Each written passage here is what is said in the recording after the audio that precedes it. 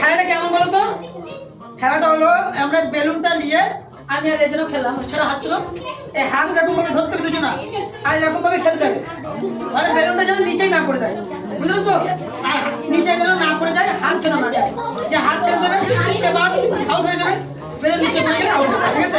মুদপুর model মাদ্রাসা চলছে সুনামের সাথে, দেখ না ভাই বাচ্চাদের শেখানো হয় হাদিস কোরআন, আদো আখলাক হাদিস কোরআন বাচ্চাদের শেখানো হবে, শেখানো হয়। তাই বললো ভাই সবাই মিলে মাদ্রাসাকে চালায়, মিলে মাদ্রাসাকে চালায়।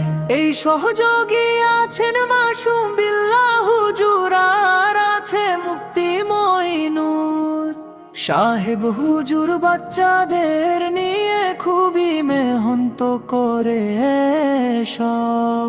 গ্রামবাসী সবাই মিলে চালাই এই মাদ্রাসা, তাকে নিয়ে গ্রামটাকে সাজিয়ে তুলি রাজা।